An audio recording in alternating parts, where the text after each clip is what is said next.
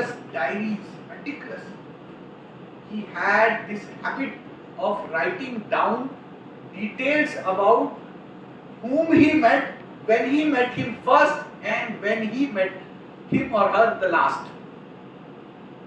उदाहरण के लिए भूपेंद्र जी को मिले तो भूपेंद्र जी को पहली बार कब मिले और अंतिम बार कब मिले? पहली बार मिले वो पेन से लिखा था, अंतिम बार मिले वो पेंसिल से लिखा था. How correct it is? How correct it is Ritu? So you can update, you can meet Bhupendra ji again, it will be corrected, it will be updated in pencil. उन्होंने अपनी मृत्यु के दिन सुबह जिसको मिलके आए थे उसका भी करेक्ट करके पेंसिल से लिखा था. And we saw that diary and it was every person's name, जिनको वो जानते थे उसका नाम, पता और उसको कब मिले पहली बार और अंतिम बार कब मिले वो उनकी छोटी सी डायरी में लिखा था. अब आप बताइए, रिसर्च इसको नहीं कहते, डेटा कलेक्शन इसको नहीं कहते, तो किसको कहते? उन्होंने एक ग्लॉसरी बनाई थी मराठी वर्ड्स की. He had 100 words for someone कि किसी की डेथ हो गई है ना, ऑफ हो गए, टपक गए, मर गए, क्षति हो गई, ऐसे 100 वर्ड्स उन्होंने निकाले थे, phrase. He had this habit. उन्होंने कार्यालय का एक पुस्तिका बनाई थी जिसमें छोटी छोटी आर्टिकल कितने लगेंगे कार्यालय में. संघ कार्यालय के लिए it is considered as one of the व्यवस्था शास्त्र. हम बोलते हैं कि हमारे पास तो इतिहास ही नहीं था. आनंद सर ने तो बड़ा मेटिकुलसली यहाँ एड्रेस किया. पॉइंट ये है कि हमारे पास जो ट्रेडिशन था, जो फ्रेमवर्क था, फॉर एग्जांपल आज आप फ्लॉपी में सारा ज्ञान उठा करके लाओगे तो नहीं मिल पाएगा. आप ऑडियो कैसेट में सारा ज्ञान लाओगे तो अभी प्रॉब्लम पड़ जाएगी, उसको कन्वर्ट करना पड़ेगा. और जो रिसोर्सेज फ्लॉपी में पड़े हुए हैं, जो रिसोर्सेज ऑडियो कैसेट में पड़े हुए हैं, उनको आज डिजिटल एज में ला करके उसको प्रेजेंट करना. अब तो पीडीएफ के पुराने वर्जन की प्रॉब्लम हो गई है, वर्ड के पुराने वर्जन की प्रॉब्लम होगी. अगर उनको कन्वर्ट करने वाले फॉर्मेट में नहीं डाला है तो वो खो सकता है. हमारे साथ यही हुआ कि हमारा इतिहास ये संस्कृत में लिखा हुआ है, हमें आता नहीं है, हम कन्वर्ट नहीं कर सकते. जिसको बताना है उसको थर्ड लैंग्वेज में बताना है. Even if we speak Hindi, Marathi, Bangla, Assamese, हमें उसको एक बार संस्कृत पढ़ना पड़ेगा बातचीत करने के लिए. हिंदी जो संपर्क भाषा है आज के समय में अनौपचारिक तौर पर, और किसी अन्य को बताना है तो अंग्रेजी में बताना पड़ेगा. और इस कम्युनिकेशन की लंबाई में चूंकि हमने संस्कृत को गौण कर दिया, इस कारण से हम अपने ट्रेजर को समझ नहीं पा रहे हैं. And we are believing we don't have any treasures. यहाँ 2 बहनें थी, 2 बहनों ने परिचय किया कि वो संस्कृत सेंट्रल संस्कृत यूनिवर्सिटी में मैन्युस्क्रिप्ट के ऊपर काम कर रही है. देखिए ये मोदी गवर्नमेंट बड़ी धुआंधार है. इसने तय किया कि देश के अंदर डिजिटल जो रीच है, जनधन अकाउंट वो बनने चाहिए, तो बना डाली. आधार की रीच बनवानी थी, वो बना डाली. सड़कें पहुंचानी थी गांव-गांव, उसके लिए पड़ गए, बना दी. इलेक्ट्रिसिटी पहुंचानी थी, वो पहुंचा दी. आप जल जीवन मिशन लेकर के चले गांव-गांव तक, पाइप में पानी दे देंगे. मिशन बनाया कि सब लोगों के लिए घर होंगे. That is one of the mission which has been taken in 2022. पता है कौन सा मिशन सबसे फटी चला हुआ है? मतलब सबसे पीछे, पंजाबी में फटी बोलते हैं पीछे. It is manuscript mission of India. हमारे पास करोड़ों की मैन्युस्क्रिप्ट अभी भी पड़ी हुई है, हमें पता नहीं उसके अंदर क्या है, क्योंकि हमने उनको स्कैन ही नहीं किया, उनको केयर भी नहीं किया, उनको प्रिजर्व नहीं किया. And it is in the tunes of सीआर्स.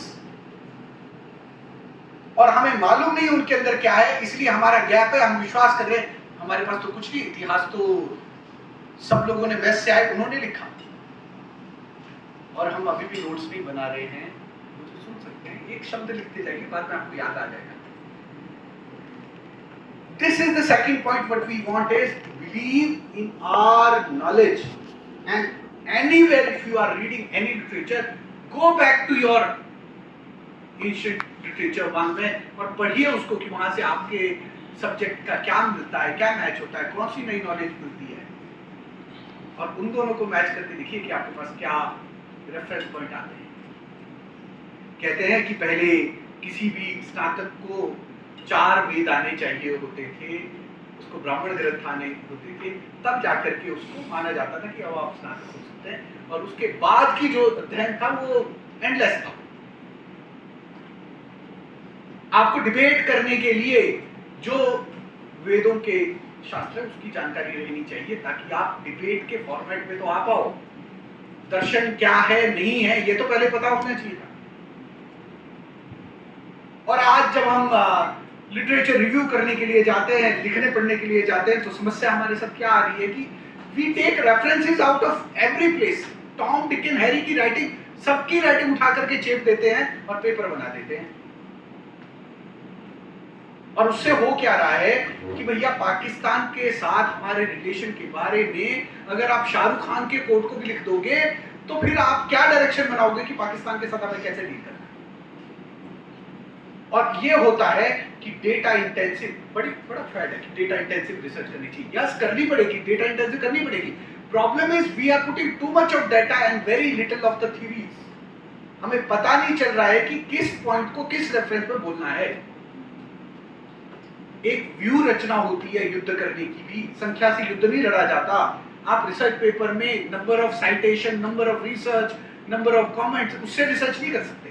आपको साइट करना पड़ता है, मेरी ये बटालियन ऐसे करके अटैक करेगी, ये बटालियन ऐसे अटैक करेगी, इतने बजे करेगी, इतने समय पर ये घटना घटेगी, तब जाकर के आपकी विन होती है।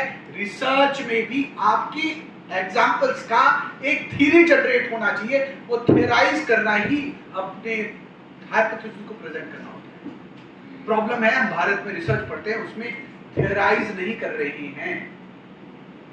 हमारे पास अपनी हिम्मत नहीं है थ्योरी गढ़ने की, इसलिए हमारे पॉइंट ऑफ व्यू नहीं आते और हम वो सब टोटल छोटा छोटा काम कर रहे हैं, एक छोटी सी एडिशन कर पा रहे हैं और थ्योरीज गढ़ने का काम विदेशी करता है, वो थ्योरीज दे रहा है।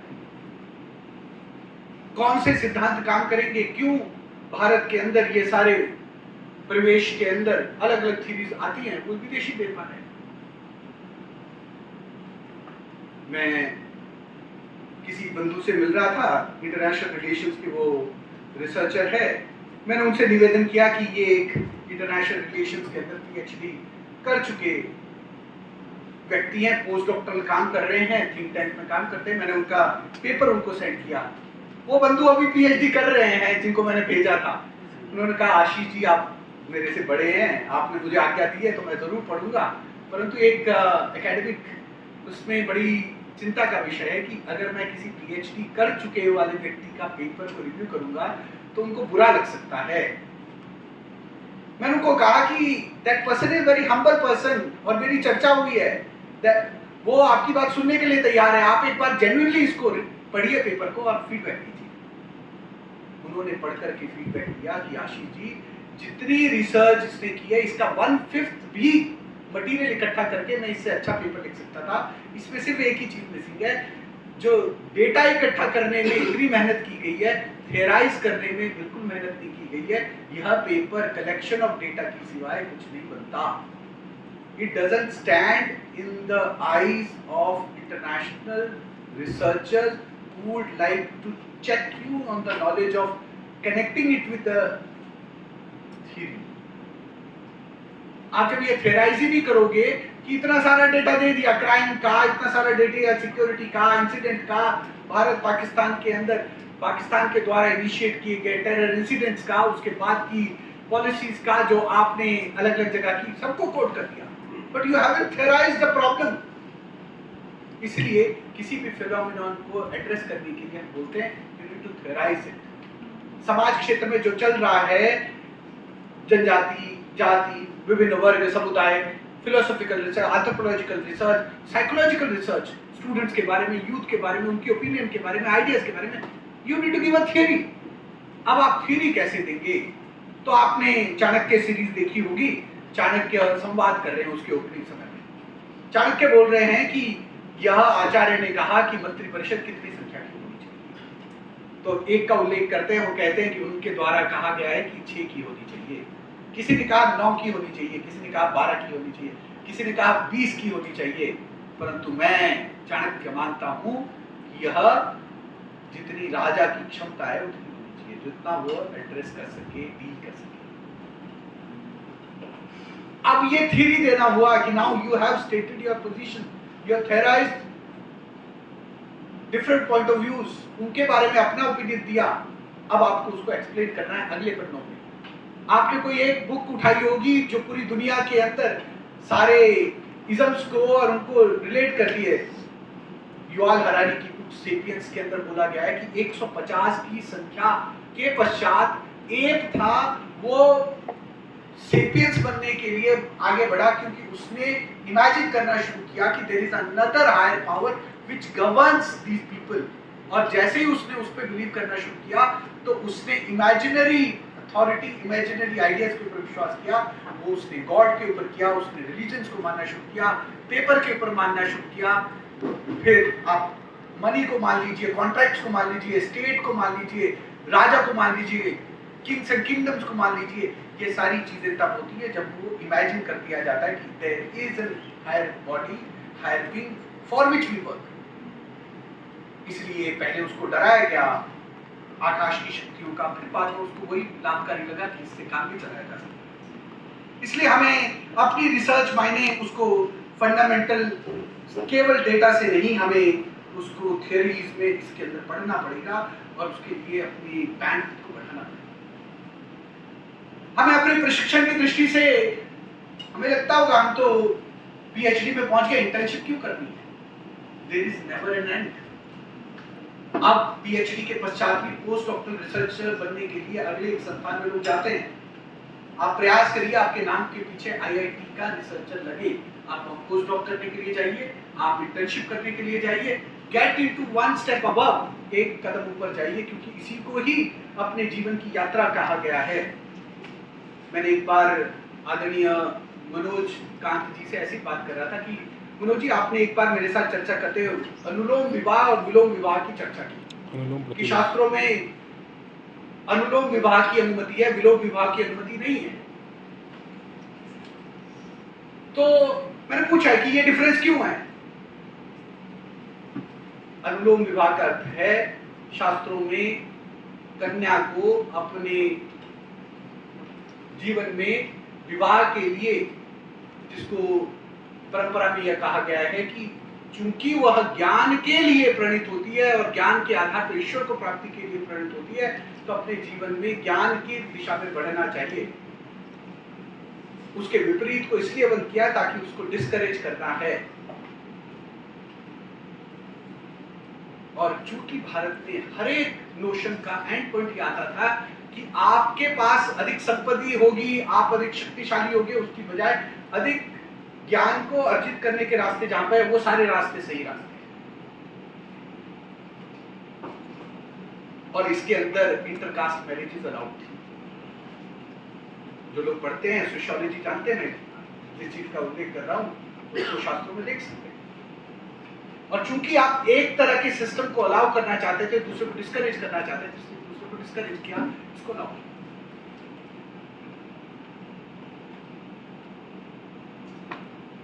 इसलिए अपने अपने स्थान पर एकेडमिकली भी अच्छे इंस्टीट्यूशन के लिए जाना अपनी एक एकेडमिक यात्रा का स्टेप है। एक्सेलेंस।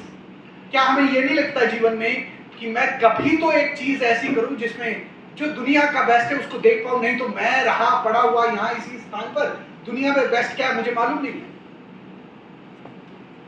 और कई बार आजकल ऑनलाइन स्पेस पे बोलते हैं ना कि बुद्धू रहना अच्छा है, आराम कर सकते हैं। अगर नॉलेज दे दी तो फिर तड़प होगी ना, उसके तो लालसा होगी अध्ययन करने की। What is best in the world, तो फिर बेस्ट लेने के लिए मन करेगा। अगर पता है डायमंड सही नहीं है तो there is no girls best friend, diamond चाहिए नहीं है। अगर पता है कि डायमंड एग्जिस्ट करते हैं तो हमारे मन में आएगा तो लड़की को चाहिए चाहे लड़के को चाहिए, बेस्ट चाहिए।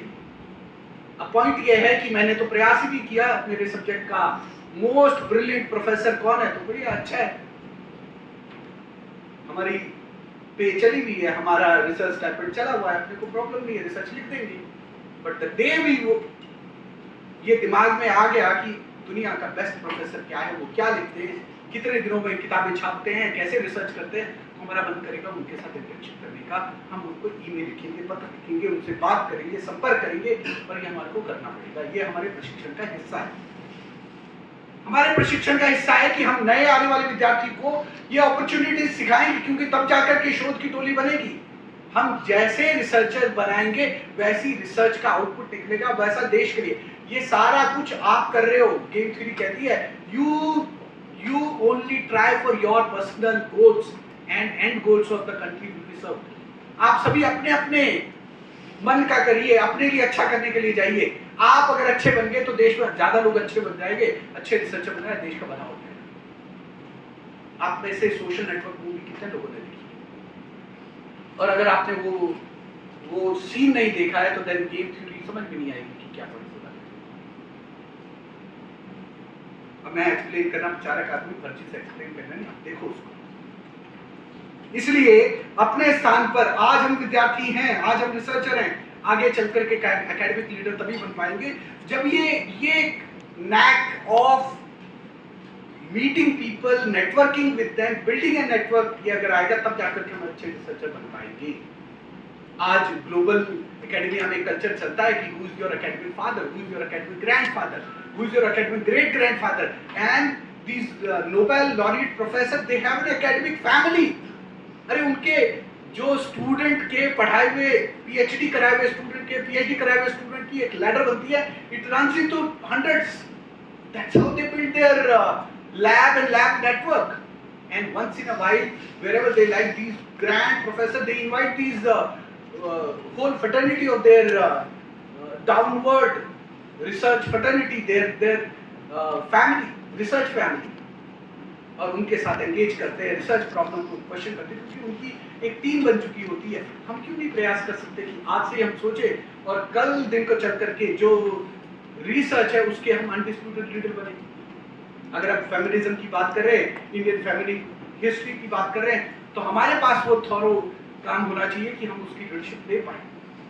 मैं तो कहता हूं भारत में कोई पाकिस्तान एक्सपर्ट है ही नहीं, क्योंकि भारत में पाकिस्तान को समझने का काम हम करते नहीं है।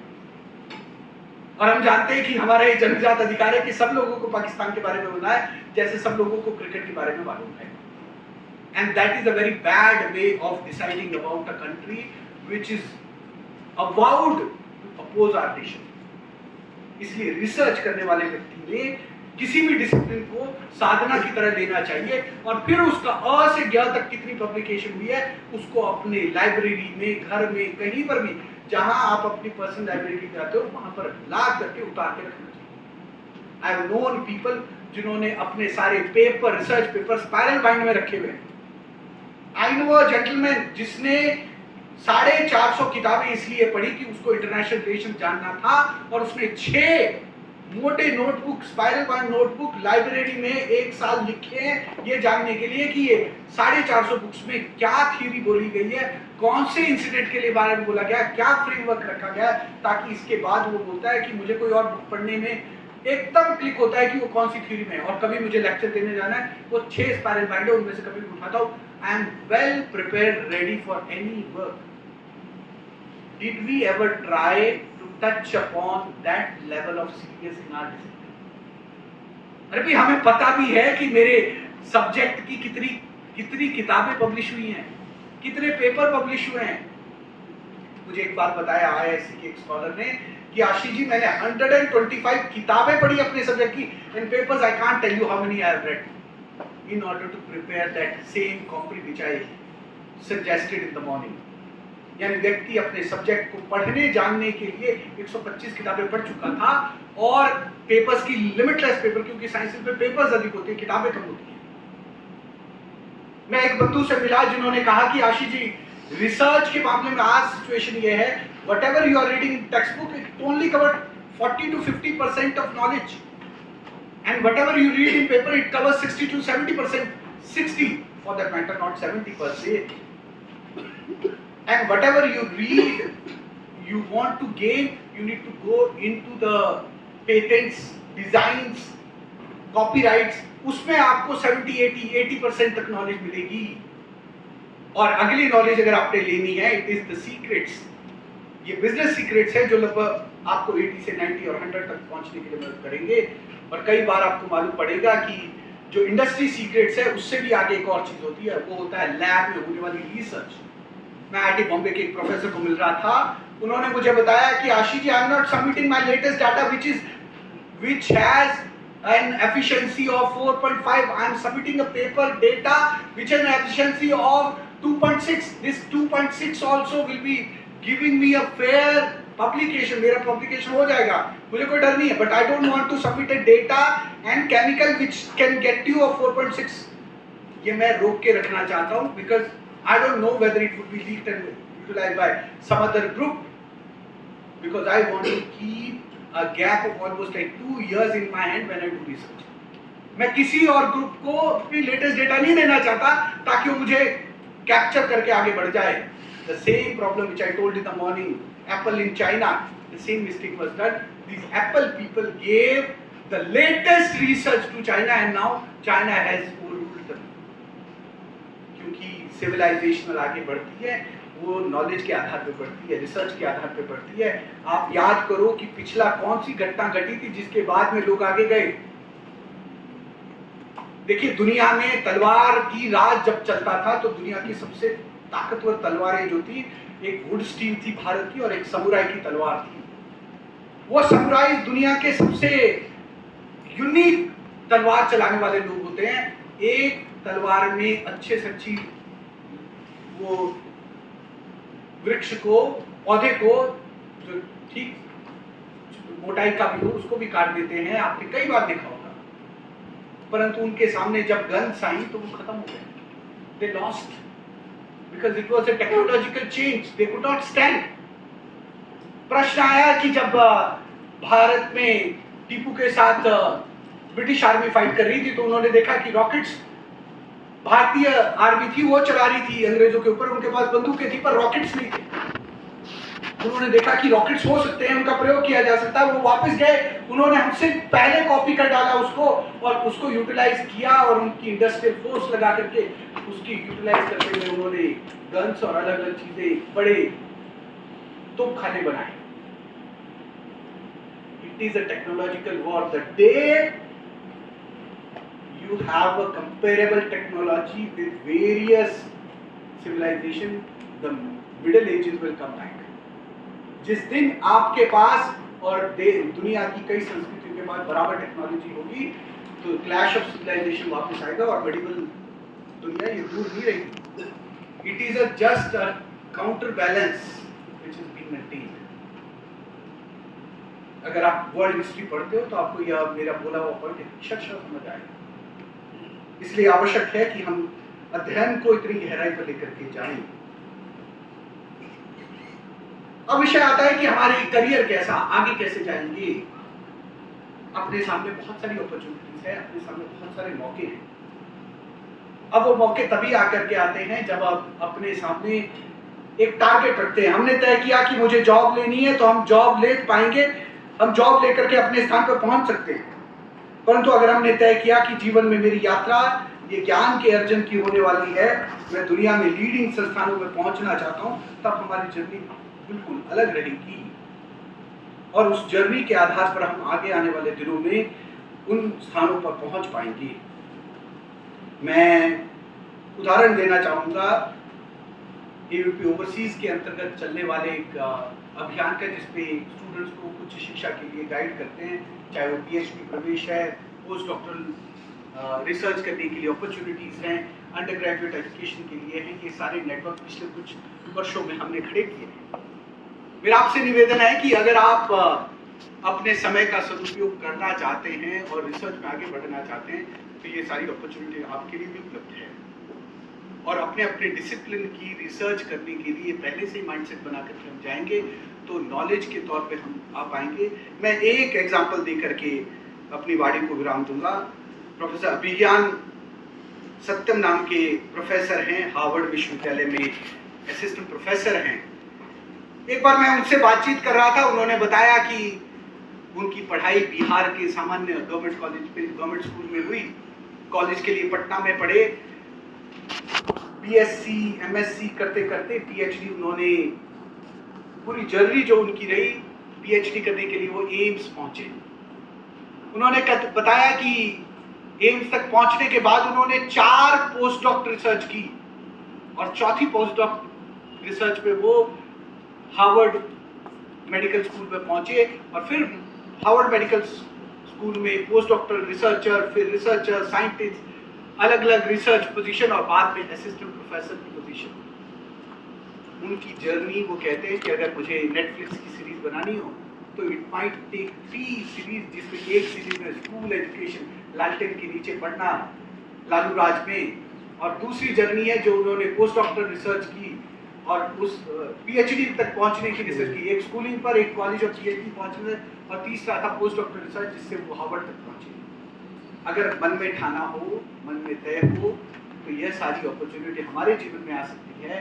और शोध के टोली के कार्यकर्ता होते हुए हमने अगर ये एग्जाम्पल खड़े नहीं किए तो हम देश के अंदर विज्ञान का, ह्यूमैनिटीज का एक रिसर्च मूवमेंट खड़ा करने का स्वप्न जो देख रहे हैं, जो लक्ष्य अपने सामने रख रहे हैं, जिसके लिए विकसित भारत का स्वप्न अपने सामने है। 1 लाख पीएचडी हम अकेले नहीं कर सकते, हम जैसे लोग इकट्ठे होंगे तब वो प्रभाव उत्पन्न होगा कि 1 लाख पीएचडी देश में होंगे। तो अगर हमने यह लक्ष्य अपने सामने रखना है तो उसके उदाहरण हम सभी को खड़ा करने होंगे। मैं अभी रुकता हूँ, लगभग 10 मिनट, और शायद देरी से शुरू करने के कारण संचालन समिति अपने को कुछ और मिनट दे पाएगी। मैं यहाँ रुकता हूँ, आपके प्रश्न अगर हैं तो मैं उनके उत्तर देने का प्रयास करूँगा। धन्यवाद।